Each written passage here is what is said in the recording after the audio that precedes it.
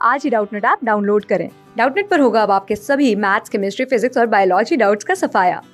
बस अपने क्वेश्चन की फोटो खींचो, उसे क्रॉप करो और तुरंत वीडियो सोल्यूशन पाओ। Download now.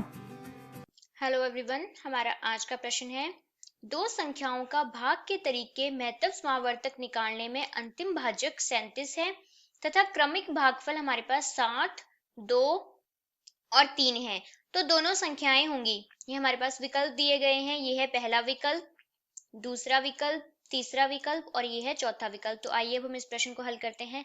जैसा कि हम जानते हैं, अगर हमारे पास दो संख्याएं दी गई हों a और b और उसमें a जो है वो b से छोटा है, तो यहाँ पर हम भाग करने के तरीके से भागफल निकालते हैं। सबसे पहले हम b को भाग करते हैं a से, तो हमारे पास जो शेषफल है वो बराबर हम मान लेते हैं वो r1 के बराबर है।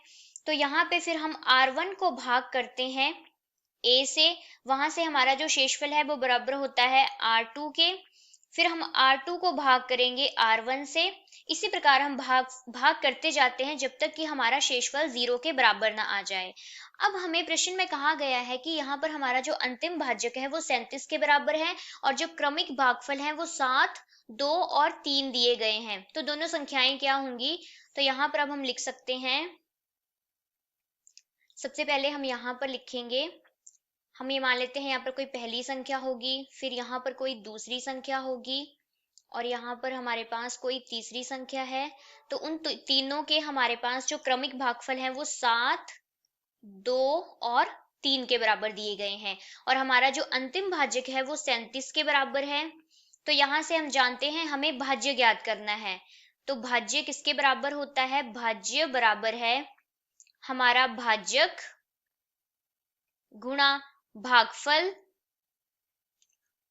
भागफल जमा शेषफल। तो यहां से हमारा जो भाज्य बराबर होगा, भाजक जो कि 37 के बराबर है गुणा भागफल जो कि 3 के बराबर है और यहाँ पर हमारा जो शेषफल, ये अंतिम भाजक है तो शेषफल 0 के बराबर होगा, जमा 0। तो यहां से ये बराबर हो जाएगा 111 के। तो हमारा जो भाज्य है वो 111 के बराबर है। इसका अर्थ ये है कि हमारा यहाँ पर जो भाजक है वो 111 होगा और यहाँ पर जो शेषफल है वो 37 होगा। तो यहाँ पर अब हम फिर से भाज्य निकालेंगे, तो भाज्य बराबर है हमारा भाजक जो कि 111 के बराबर है गुणा भागफल 2 के बराबर है और शेषफल 37 के बराबर है। तो इसको हल करने पर ये हमारे पास बराबर हो जाएगा 222 जमा 37 जो कि बराबर है 259 के। तो हमारा यहाँ पर जो भाज्य है वो बराबर है 259 के। तो अब हमारा यहाँ पर जो भाजक है वो 259 हो जाएगा और यहाँ पर हमारा जो शेषफल है वो 111 के बराबर है।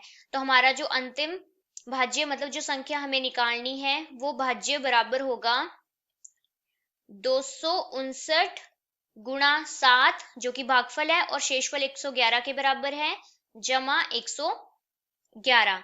तो इसको हल करने पर हमें ये मिलता है 1924 के। तो इसका अर्थ ये है कि हमारी जो पहली संख्या है वो 259 के बराबर है और हमारी जो दूसरी संख्या है वो 1924 के बराबर है।